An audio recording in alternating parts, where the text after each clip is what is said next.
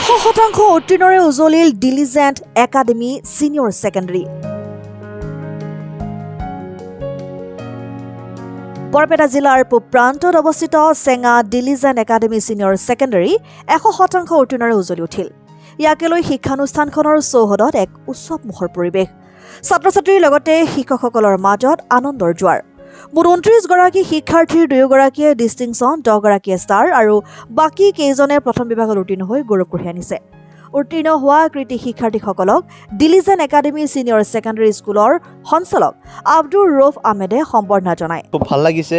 আমাৰ অসম উচ্চতৰ মাধ্যমিক বিজ্ঞান শাখাৰ আমাৰ দ্বিতীয় বছৰৰ আমাৰ যি ফলাফল, সেই ফলাফলে আমি ডিলিজেণ্ট একাডেমীৰ পৰিয়ালবৰ্গৰ ফালৰ পৰা আটাই উৎফুল্লিত হৈছে। এইকাৰণেই যে যোৱাটো বছৰত আমাৰ 100% আমাৰ প্ৰথম বিভাগত উত্তীৰ্ণ হৈছিলে, ঠিক এইবাৰো 100% নম্বৰ লৈ আমাৰ প্ৰতিগৰাকী ছাত্ৰ ছাত্ৰী উত্তীৰ্ণ হৈছে।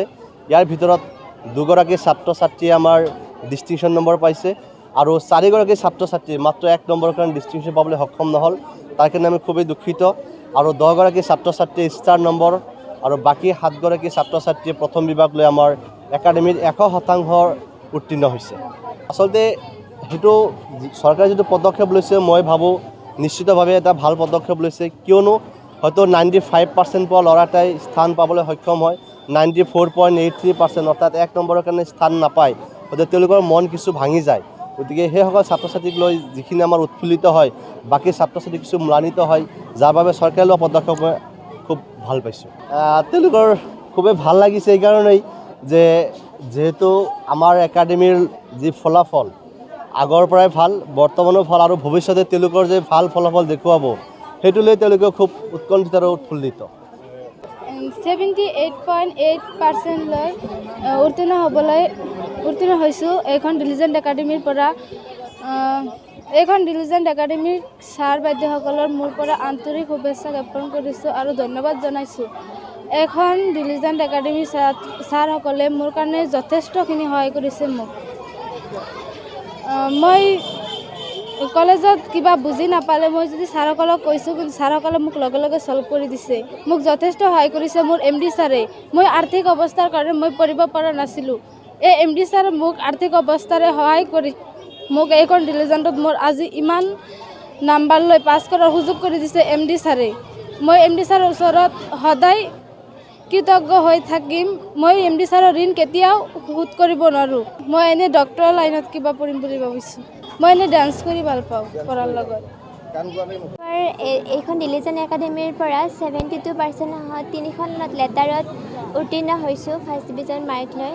আৰু ইয়াৰ শিক্ষা ব্যৱস্থাৰ মোৰ পৰীক্ষাৰ সময়ত ছাৰ বাইদেউসকলে যথেষ্ট সহায় কৰিছে, লগতে মোৰ মা দেউতায়েও। গতিকে তেওঁলোকৰ ওচৰত মই সদায় কৃতজ্ঞ হৈ ৰ'ম। মই বেছি তেনেকুৱাকৈ পঢ়া নাছিলোঁ, ফ্ৰী থাকিলে আৰু যেতিয়া মন যায় পঢ়িছিলোঁ, আৰু মন নবহিলে পঢ়া নাছিলোঁ। আৰু হয় পাইছোঁ। লিজা পাৰভিন, মোৰ ঘৰ দোলাশালত। ভাল হৈছে, শিক্ষক শিক্ষয়িত্ৰী ভালকৈ শিকাইছে, ছাৰ বাইদেউসকলৰ কাৰণে অশেষ ধন্যবাদ। ভাল লাগিছে। অধ্যয়ন মানে সেনেকুৱা কৰা নাছিলোঁ, যেতিয়া সময় পাইছিলোঁ সেইমতে পঢ়িছিলোঁ। ভবামতেই হৈছে, আৰু অলপ চেষ্টা কৰিলে পাৰিলোহেঁতেন। চেঙাৰ পৰা ৰফিকুল হুছেইনৰ ৰিপৰ্ট, অসম টাইম।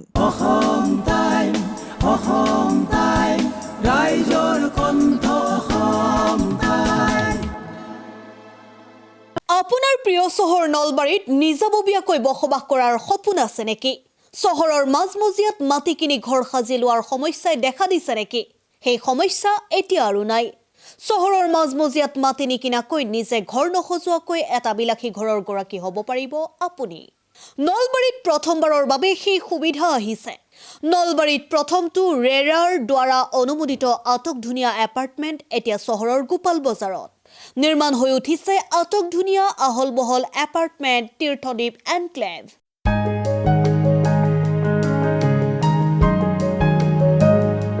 চহৰৰ গোপাল বজাৰৰ DIC পথত নিৰ্মাণ হৈ উঠিছে তীৰ্থদ্বীপ এনক্লেভ এপাৰ্টমেণ্ট।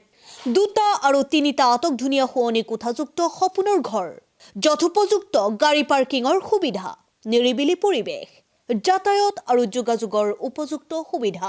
আপোনাৰ সপোনৰ ঘৰখনৰ বাবে ন্যূনতম হাৰত বুকিং চলি আছে। পলম নকৰি এতিয়াই যোগাযোগ কৰক 9706010636 আৰু 9954253864 নম্বৰত।